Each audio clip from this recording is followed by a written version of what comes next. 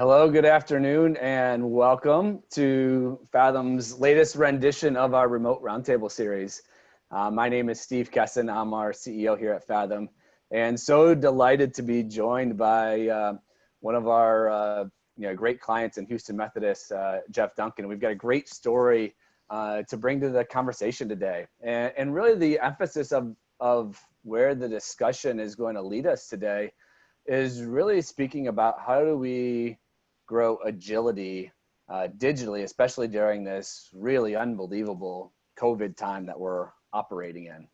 So without further ado, this is intended to be a discussion today. And we're delighted to have so many various healthcare marketers joining us today. And just from a point of perspective, back in January, we did a Healthcare 2020 event at Google's Midwest headquarters. And at that time, we were talking about the 5 and 10-year plans of what's going to be happening within healthcare and the trends and what we're seeing. And we had great participation throughout the country from health systems at that event at the end of January. And then 6 weeks later, COVID just totally wrecks everything and completely changed marketing as we know it, life as we know it in so many ways. And we've really had to lean into this reality of we have to be agile and respond in these times. So that's where the discussion is going to take us today. And to get us kicked off, I want to just set the framing for some ground rules to really help us have the most effective conversation today. First of all, you're all, I assume, experts at this point at Zoom, but go ahead and remember to unmute yourself when you're ready to speak and chime in. We really love video being shared, so appreciate already seeing so many videos being shared and continue to do that. We have different ways to get support during the session today. If you need any technical support, go ahead and enter that into the chat window. And really what this conversation is intended to be today is a discussion. And that's really the reason we've created this Remote Roundtable series is we're missing that human one-to-one connection in so many places. And we found an opportunity that, hey, maybe we can't all get together at a conference or an industry event, but we can bring like-minded marketers together from all across the country here to discuss topics that are important today. So we want you to engage.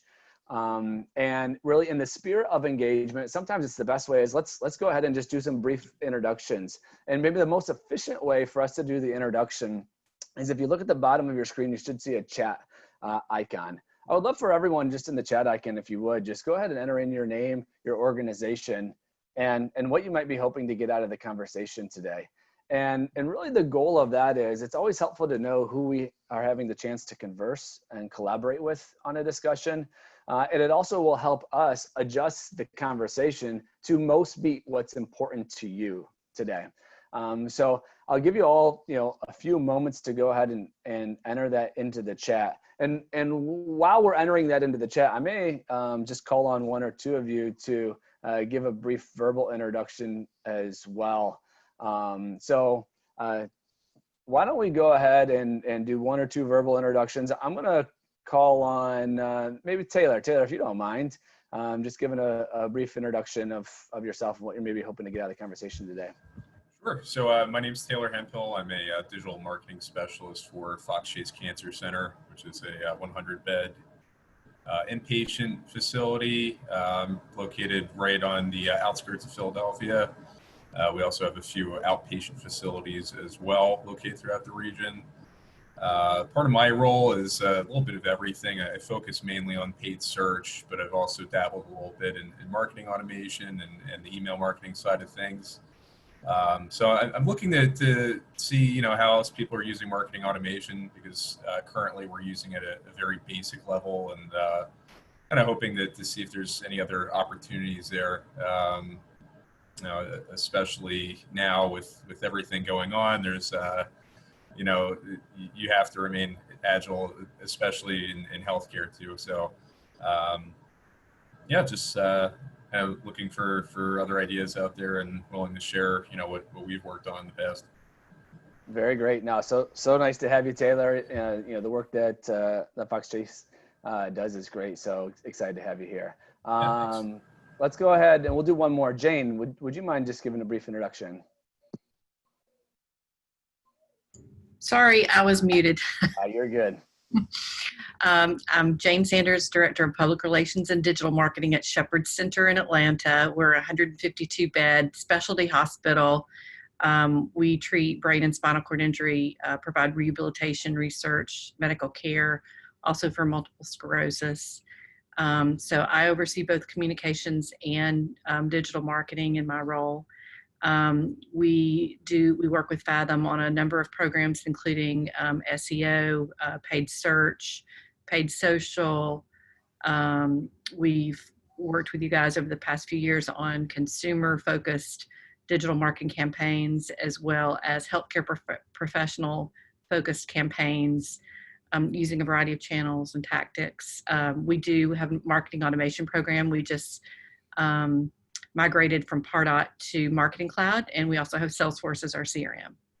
So it's busy here, particularly with all of the pandemic-related communications that we've had to do to our internal and external audiences. And we've certainly used email and as one of the channels, and then looking at how we can adapt our digital marketing, particularly our consumer-oriented programs this year in these circumstances.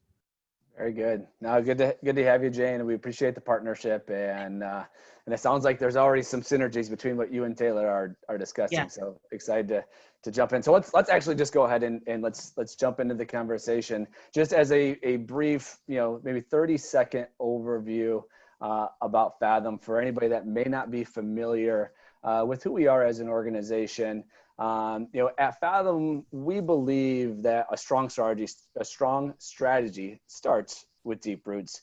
And really, when we collaborate with our partners, we first collaborate within your business. We bring a deep expertise, certainly in healthcare and beyond. But there's a reality that every organization on here and beyond is unique, and it really takes the importance to take the time to align to understand your unique goals, challenges, and opportunities. We combine that deep expertise within your business to our own deep expertise within digital. And our job there is to stay on the front line of all the changes and opportunities that are happening within digital, offer a critical perspective of what might work, what might not work, and really what's around the corner.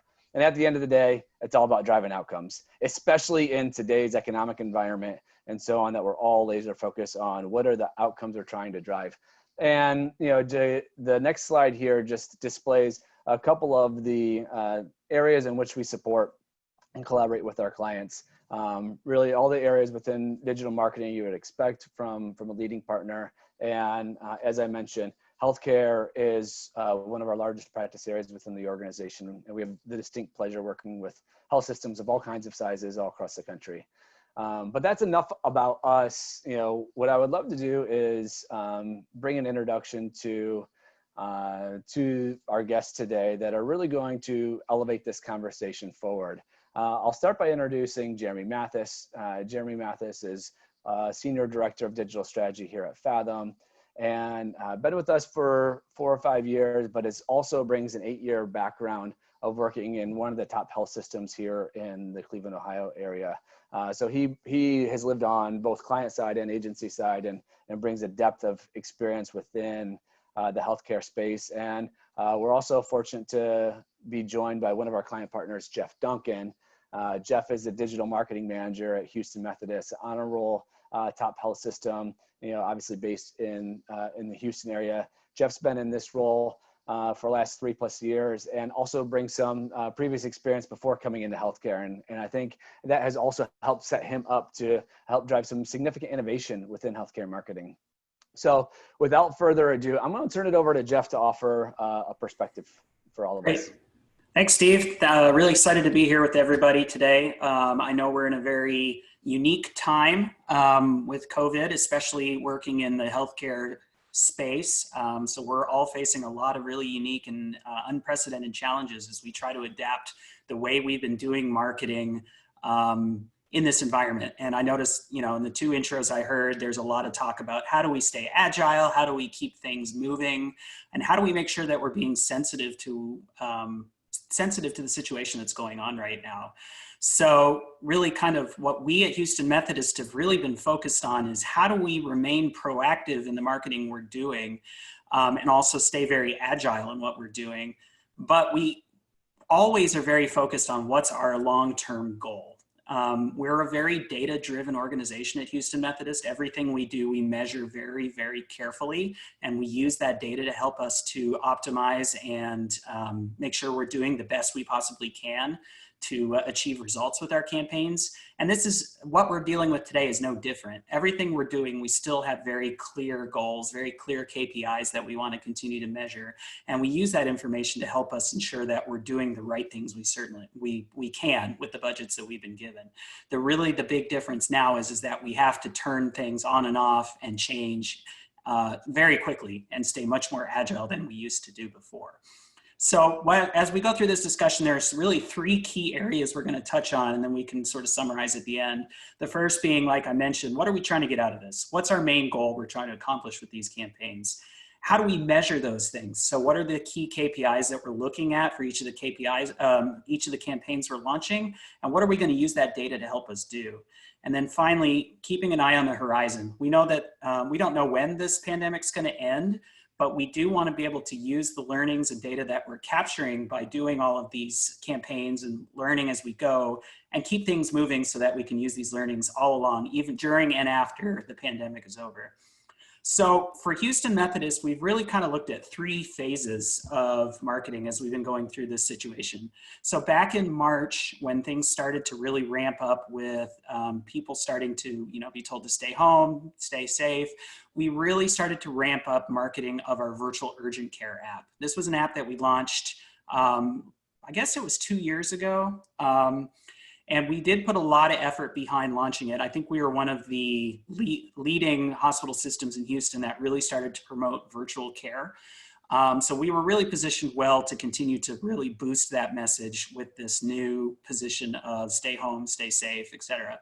So we switched a lot of our campaigns that were originally talking about come and see us, come get an appointment with your doctor, to stay home, stay safe, but we're still here for you and we can see you virtually. So we pushed a lot of campaigns behind that. We were measuring what our app downloads look like, the number of sessions we had in the app, and we saw a tremendous increase in the amount of usage of our app as this campaign was running. So we were very excited to see that people were resonating with that message and really using that tool to continue to get the care that they needed. In Texas, unfortunately, we opened up a little early, in my opinion, in terms of changing things around. I'm sure you've seen that in the news.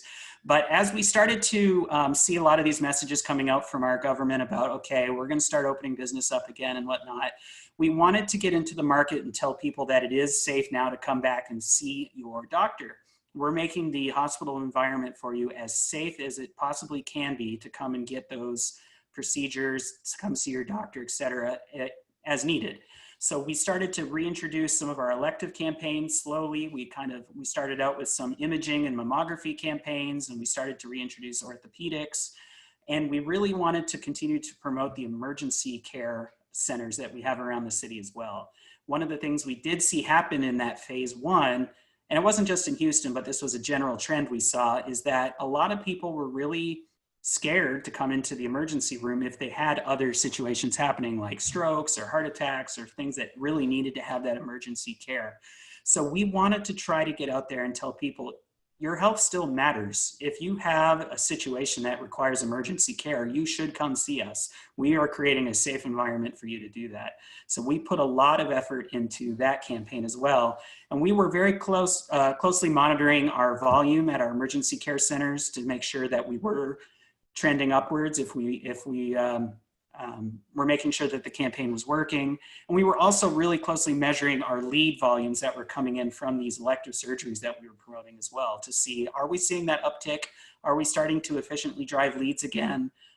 This is kind of the business practice we've always run with elective procedures, where we look at the number of leads that come into the system and also what's our cost per lead, how efficiently are we delivering those leads? And so we continue to look at that very closely and see, are we able to get back to some sort of normal before what we had impacted from COVID.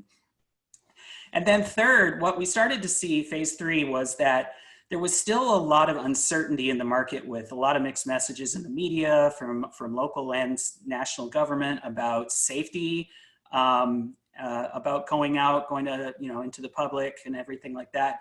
So we launched a lot of really quick turn campaigns that started to talk about, you need to prioritize your health and you need to make sure that you're keeping yourself healthy in this pandemic.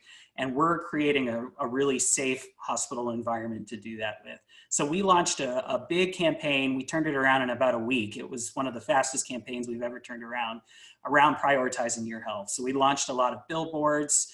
We launched some TV ads, radio, digital radio, et cetera, that really talked about you need to prioritize your health, and we're here to help you do that.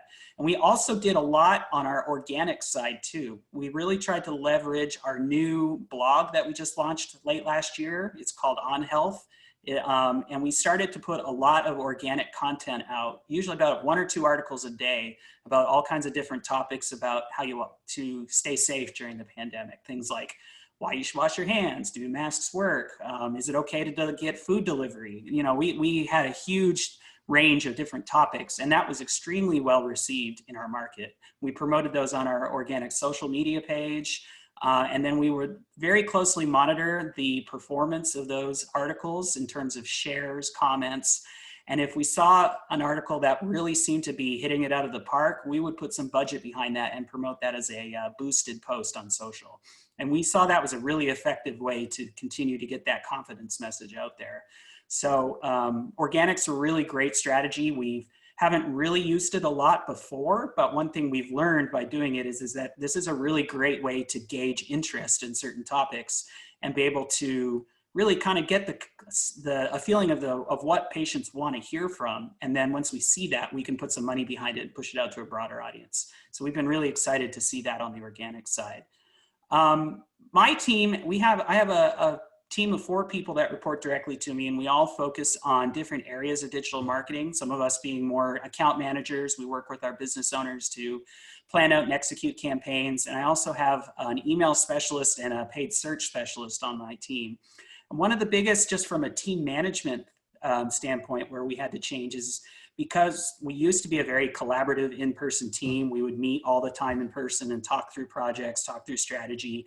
And obviously we can't do that now that we're all virtual. So what are some of the things we can make sure we're doing just from a team management standpoint to keep that collaborative environment going? Because I think that's really one of our key strengths as a marketing team. So I have started to meet daily with my team for 30 minutes at the end of the day over video conference, just to check in with everybody and make sure that we're all aligned on our projects, see if anybody has any concerns that they want to talk through. And we've also really ramped up using our virtual project management tools. We recently brought on a tool called Workfront, which I know Fathom uses as well to do a lot of our projects. And I actually work with Fathom on Workfront as well to manage all of our different campaigns. And I found this to be an invaluable asset for us, especially because we've been asked to be so agile with all the campaigns we're doing. There's really no other way to successfully manage these projects with all the different moving pieces and the quick turnaround without this tool. So in this virtual work environment, I think this has become one of the other key learnings we've had is that you have to stay in touch with people to keep that collaborative environment going, but also the virtual project management tools are essential to that. So just to kind of wrap things up, as we had mentioned, really, we were trying to make sure we're getting the best goal out of the campaigns we're doing. So every time we have a new campaign come in the door from one of our business owners, I always ask, what is the goal? I kind of get made fun of at work for always asking that question, but the question is always, I start by saying, what's your goal? What are you trying to get out of this campaign? And how are we going to make sure that when this campaign is over, we can look back and say, did it work? Did it not? What did we learn? So we want to make sure at the very beginning of planning it, we say, what's our goal and how are we going to measure that? So we want to set very key KPIs at the very beginning of our campaign. And then as the campaign goes, we can look at those KPIs, make optimizations as we see fit. And then at the end of the campaign, we can look back at those KPIs and say, here's what worked, here's what didn't. Here's some things we can take the next time we do a campaign like this. We really focused on doing a lot of A/B testing as well. We'd love to be able to put out different iterations of campaign creative, campaign messaging, whatnot, and just see what works. And that gives us a lot of insight into ways that we can strategically plan for future campaigns. And then finally, we want to keep an eye on the horizon. As I'd mentioned before, we don't know when this is going to end, but hopefully, there is a light at the end of the tunnel. And there's a lot of things, as I've gone through this discussion, that we've learned by doing this type of exercise with this unprecedented time. We've learned about the importance of virtual management tools. We've learned about the importance of just that we're capable of being able to turn on and off these campaigns so quickly.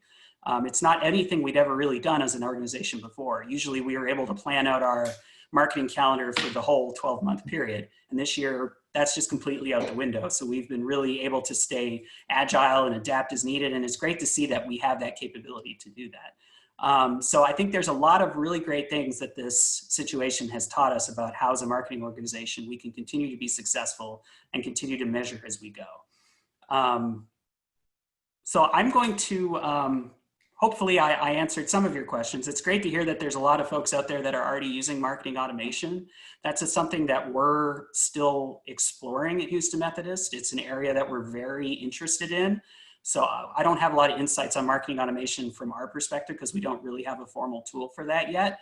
But it is great to hear that other health organizations are focused on that, because I think that's really kind of our next big step to take. And we were actually planning on having marketing automation about this time this year, but COVID sort of put a block on all of that. So love to talk more about that too. Thank you, Jeff. Yeah, I'd love to open it up for some dialogue from the group now. So obviously as healthcare marketers, I think all of us have been in the same boat that Jeff and his team have been in at Houston Methodist, of trying to balance between, being reactive and being agile. As Jeff mentioned, standing up major campaigns in a week, right, in order to get messaging out that's important to the public. But what's impressed me most about working with Jeff and his team is their ability to balance what we need to do currently in reaction to the world and pandemic and everything that's going on, while also keeping an eye on the future and planning ahead and understanding, as Jeff mentioned, that at some point, hopefully soon, but whenever that happens, there's going to be a post-pandemic period, and trying to keep an understanding of what that looks like and how we can get prepared for in order to set ourselves up for success. So I'd love to hear from a few of you on the line, just on how you have balanced that in your organization, knowing that, again, we have some hot attention items that need to be taken care of currently in the landscape that we're living in.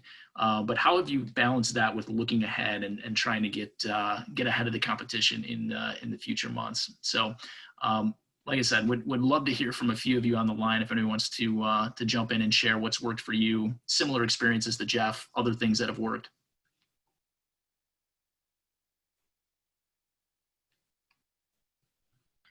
Jane, so we've been so focused on the present and probably the few months ahead that we haven't really begun to think about post-pandemic just yet. I think we've gone through that initial phase that Jeff was describing of communicating to people. We also stood up a telehealth program very quickly. We did not previously have that. It's going well, and we already had plans to implement it, but it was not going to be implemented until toward the end of this year, and that one was going to be integrated with our EMR. What we're currently using is not, but we will continue to use that probably for the rest of this year, is my understanding. I'm not directly involved with that, but we have been involved in communicating that to our audiences. Communicating all kinds of things like visitor restrictions, and also communicating through our marketing channels and our organic channels about, particularly for our patient population, for example, people with multiple sclerosis, and how COVID how they could potentially be more in that high risk group with MS. And so with regard to our paid campaigns, we're thinking now about, reaching out to consumers, and for us, we're largely trying to drive inpatient referrals, which come to us from trauma centers all over the country. And so we're looking at things that are going to impact that this year. For example, we had done geofencing around trauma centers and with the thought that the patient's loved one is there at the hospital with them. And now we don't know that to be the case, so we have to think, do we continue that geofencing, or do we broaden that area of geofencing around that facility, or do we try a different tactic? So we haven't gotten there yet, Jeff, as far as thinking about post pandemic just yet, but and we have used our marketing automation tools to communicate to primarily our healthcare audiences, but also some consumers as well.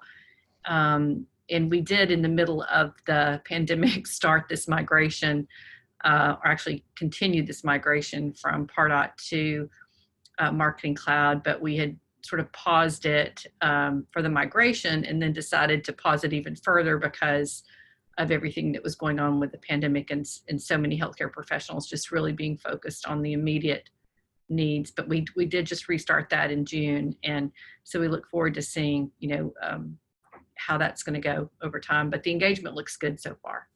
So that's kind of us in a nutshell. That's great. Thank you for sharing, Jane. It's interesting. The telehealth option is something that we've heard a lot of from our partners. Again, a lot of people have had plans to slowly phase it in, and obviously with the pandemic, it really jump-started that effort for a lot of organizations across the country.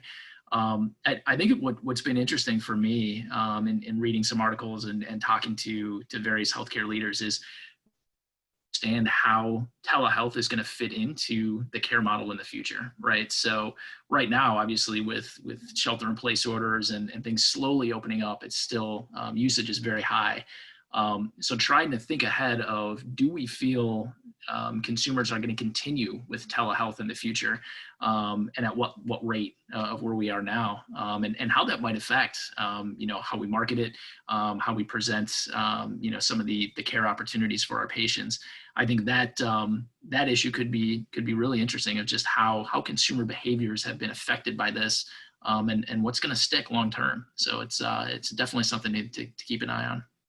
One thing that we did when after we had telehealth up for about a month, we decided to do a telehealth survey. Marketing Cloud now has, in fact, something that Salesforce just rolled out since the pandemic began, is an interactive email feature. So we could actually build a survey within the email and hopefully get a better response rate. If any of you decide to do that, I will tell you that Microsoft Outlook does not like the interactive emails, and so it won't work on that, but there is a workaround that we found. So essentially they just get a CTA button and they go to a landing page to complete the survey if they're on Outlook. But we have found that, particularly in Atlanta, where we have a horrible traffic problem, as I think you do in Houston as well, Jeff, that there are a lot of people on the outpatient side that really like the telehealth option now, and they say that they actually prefer it to coming in for visits that lend themselves to that. And we're actually also now using telehealth for telerehab, since that's rehab being our business, presents some new challenges. And I think there's not as much, a lot of the regulations changed to allow telehealth across state lines, which is important for us. Telehealth has not quite, telerehab has not quite made that leap yet, but we're hoping it will catch up with just regular telehealth visits. Well, one of the things we've started marketing, we started this before the pandemic and we were kind of still pushing forward with it. We have a lot of obviously big employers in Houston, big oil and gas employers and whatnot. And we have a team that's dedicated to working with those employers to help their employees find health services. And we've been starting to use telehealth for that side too. So some of the things that we've been doing, there's a system we started using called Tyto Clinic, I think, TYTO. And it's basically a little device that the employer can put into their office space, and they can come in and then have a telehealth visit with a physician there. So it's allowing the employees of that business to be able to have physician visits without having to leave the office. So it makes it a lot easier for their employees to be able to come in and get that healthcare they need. Obviously, it's not going to work as well now with COVID being in place, but there was a lot of talk from just how do we make it more efficient for our the employers that we work with to be able to continue to have Houston Methodist provide care for them as well. So I think that's one of the trends we've seen happening with telehealth as well. And I think that that's going to continue to ramp up as when the pandemic starts to hopefully subside soon. You know, I think of just the overall shift that's happened in the consumer or patient journey throughout this entire time has been significant. As I was, kicking off the discussion today, at the beginning of the year, there was huge trends around the consumerization of healthcare and how it's becoming more personal and there are more options and so on.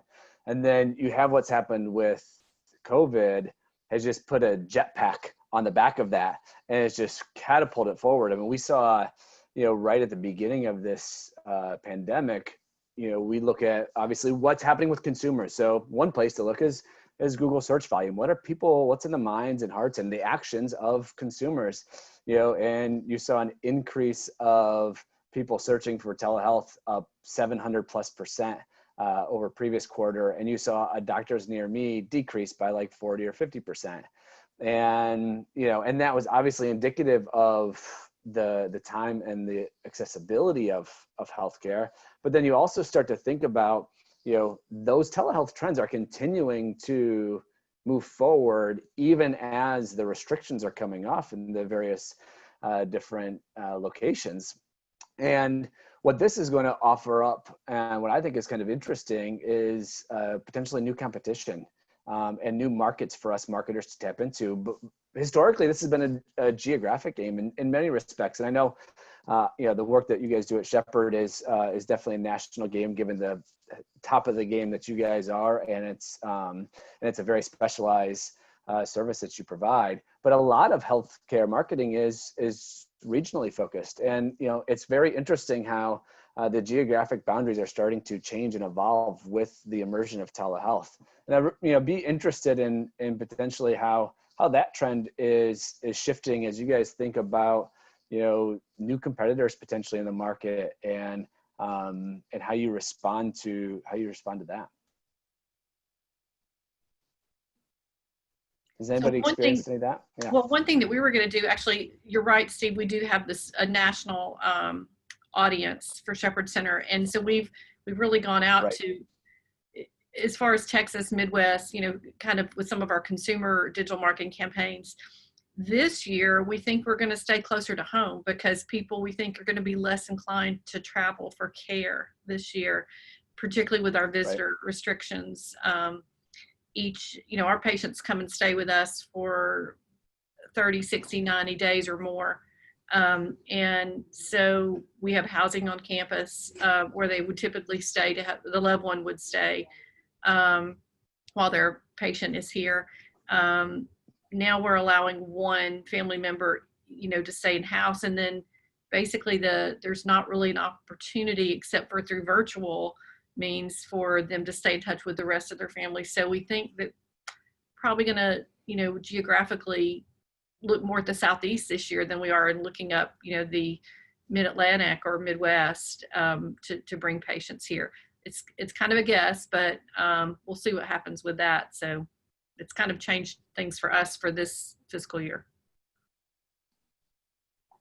Yeah, to kind of build off of what Jane was just mentioning, we have seen patients that would normally be outside of our geographical area making appointments with us, which is great.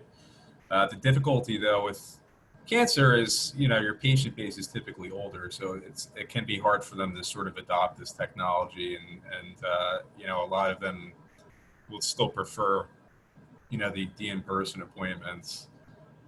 So it can be difficult to sort of market this as an option, especially when you're dealing with an older population like that. So it's going to probably be a bit of a struggle for us moving forward, because I definitely see us continuing to use telehealth, even once we're out of the thick of things. But it's something I guess that we'll need to be mindful of. I think one of the things we've also been looking at, it's related to telehealth, but not directly. But it kind of made me think of that when I heard what you're talking about there, Taylor. We at Methodist typically do a lot of in-person events for some of our bigger decision type services. So things like bariatric surgery, for example, which is something that people take a long time to make that decision, and they need to do a lot of research and whatnot. We have in the past done a monthly event where somebody can come in. We hold these orientation events at the hospital locations where somebody can come in and hear from a doctor, ask questions and that sort of thing. And we are starting to explore how do we do that virtually. So it's not telehealth per se, but it is related in that it is giving patients an opportunity to come in, talk to a doctor, hear a presentation, similar to kind of like the thing we're doing here today.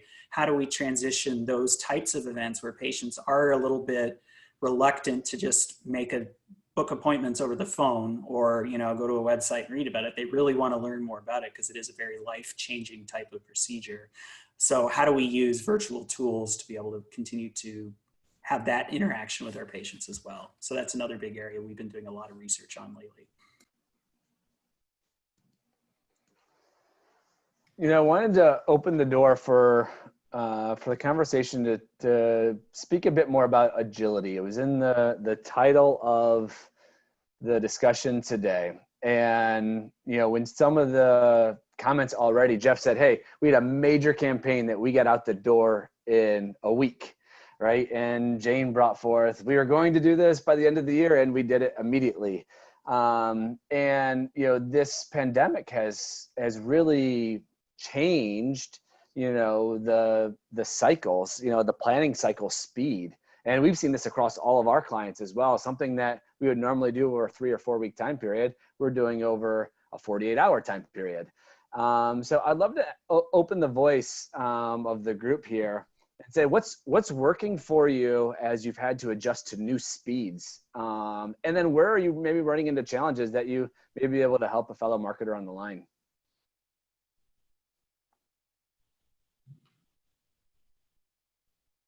I would say that I've been surprised just for looking internally that in terms of managing our team and having, have all been virtual too for the most part. I'm in the office today, but we have strongly relied on our project management tool as well. We use a product called InMotion Ignite, which has worked really well for us in the past. And it allows us to, it's also not only a project management tool, but a review environment for creative.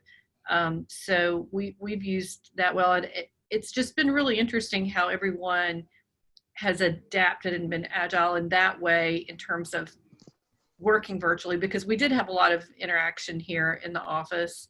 But I've been very pleasantly surprised at how well that part of managing things has gone.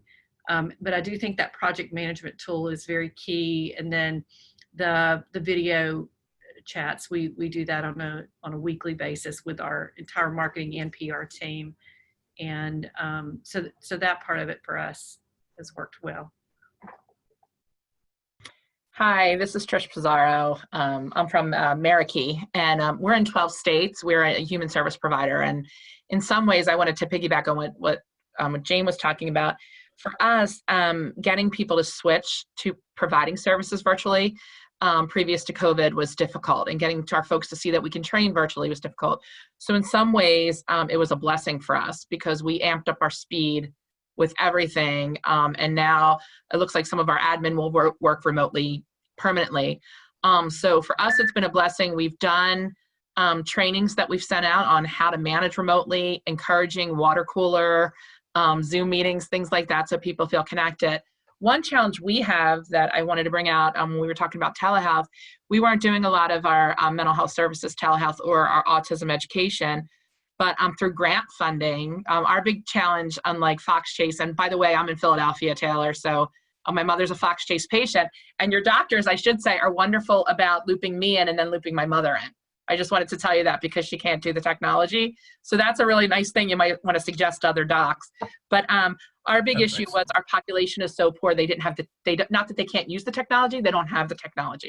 So we did a lot of grant funding and a lot of funding drives to get the tech into hands and instructions for our older clients to be able to provide that service. So that was actually a nice way to raise more money for COVID relief, was to things that would have been difficult to obtain for our folks. Now that it's an emergency, we were able to get the technology in their hands to do telehealth and teleteaching.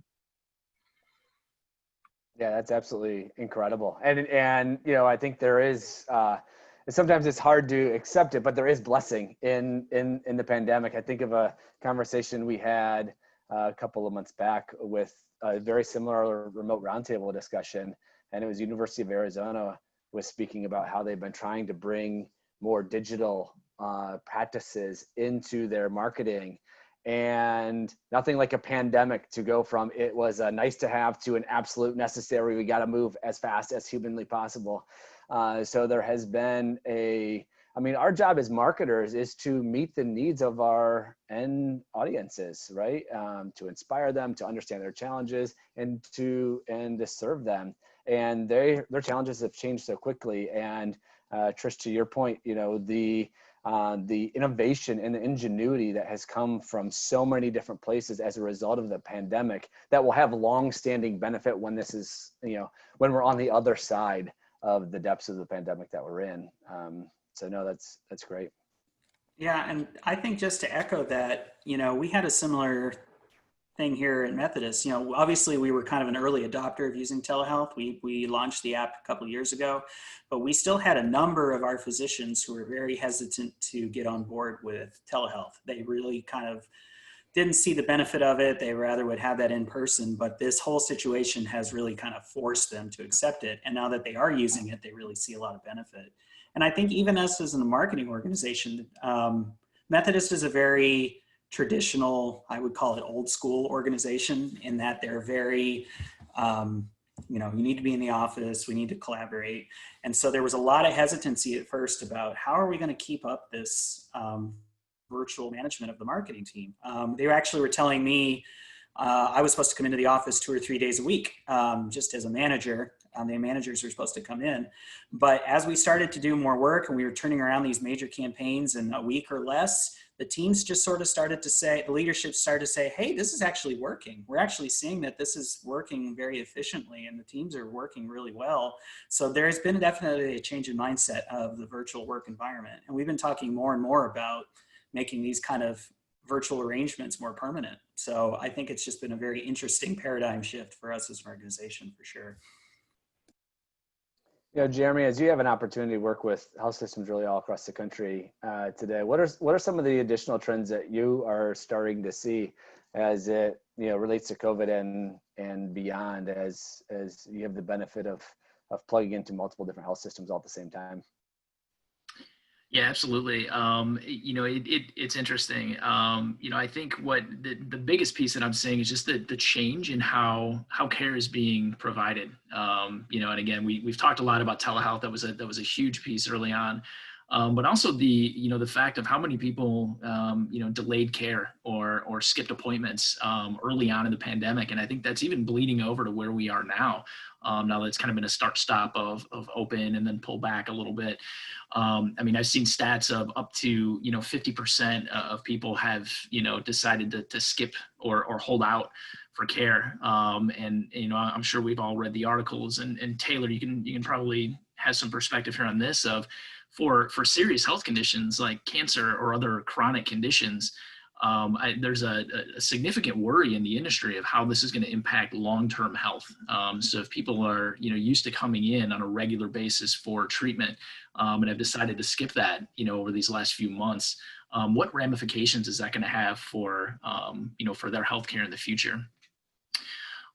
So that, I think, you know, really looking at boosting telehealth where we can and continuing to focus on that, again, even beyond, which I think is something that, you know, as we've just been talking, might be a real interesting piece of how that fits in to our whole care model mix in the future. Will be really, really interesting. Another piece for me that I've seen a lot of is just the need for information.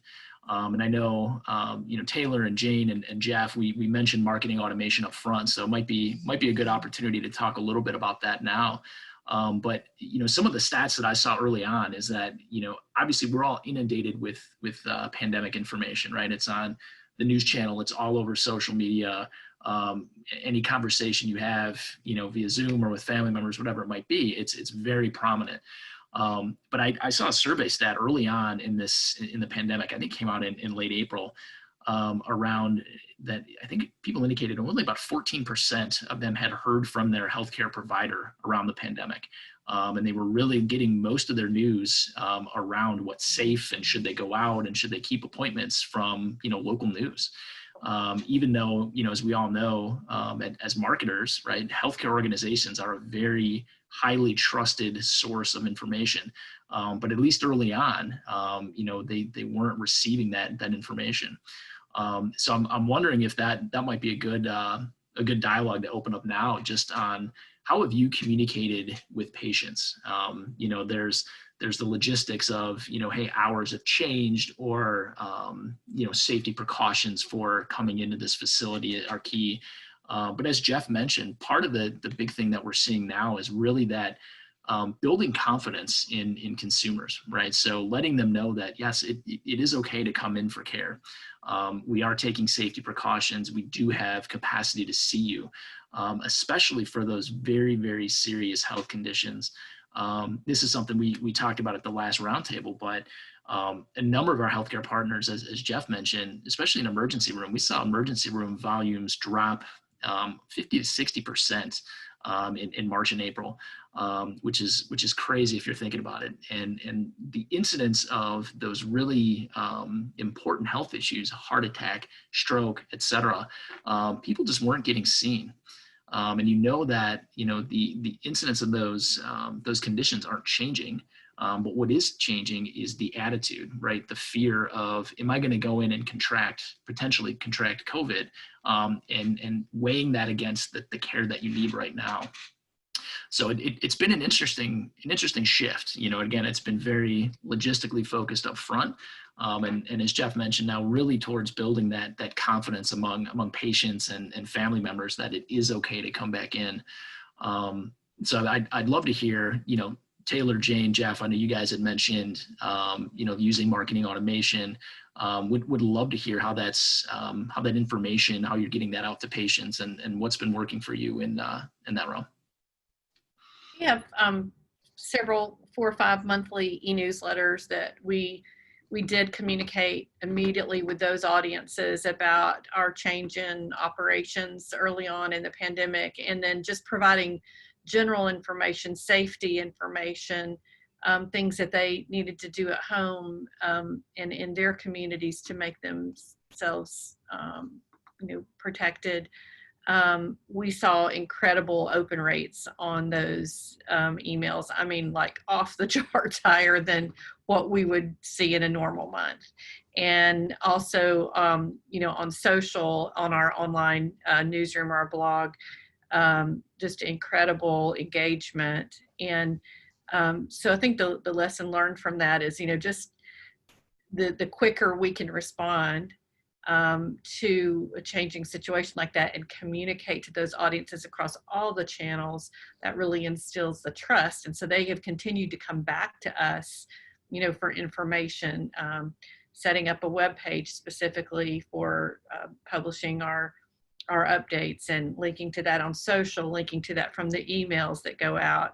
And then we've done the same thing on the healthcare provider side, the referring providers, letting them know what to expect if they refer a patient to us. What are the, just communicating all that. And we've seen very good engagement with those email messaging as well. We've continued to do that, and really looking now to some of the states that are having some limited capacity in their trauma centers, particularly in the ICU, because a lot of our patients with brain and spinal cord injury in the ICU, and as you all know, certainly in Texas, Florida, South Carolina, even in Georgia now, capacity is very limited. So we're doing some sort of targeted marketing, email marketing campaigns to those areas to say, hey, we're here, we want to partner with you. Trying to strike a balance in the messaging, that we're not just shopping for patients because they're in a bad situation, but in those hospitals, but we do think, it's an opportunity for us to be a partner, and that's really on the referring provider side where we're doing that outreach. Yeah, we had a similar success on the referring provider side as well. We use Marketo for our marketing automation. So we would send out basically on a department basis. We'd have different emails for urologic oncology. We'd have one specifically for general surgery for oncology. And then send out to providers, within a 25, 50-mile radius, basically stressing those points that we are open and, are what we're doing basically different here. We've remained COVID negative through this whole thing, which is important because our patient base is especially at risk. But just stressing those main points and making sure our website is the most up-to-date as possible.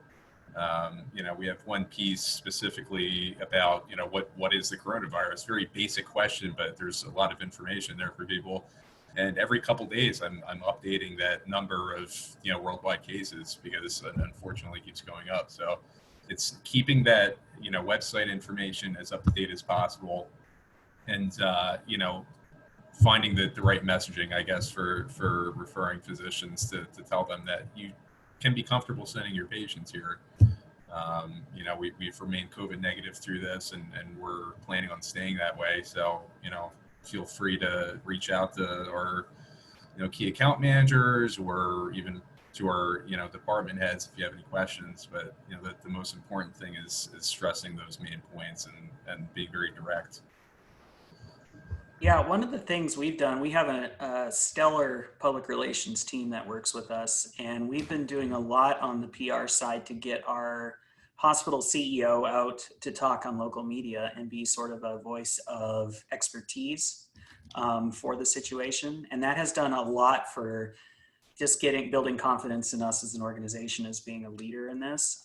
We've actually had a lot of national media attention from it too. You may have seen some articles about, I think it was just in the New York Times recently, where our hospital CEO was out talking about what we're doing and how we're creating a safe environment and things like that. So that has been an extremely effective way for us to use that, the fact that those people, like you were saying, Jeremy, are using local media as the place to get that information, but putting us in that spot so that we're taking advantage of that channel and putting us out there and really positioning ourselves as a leader.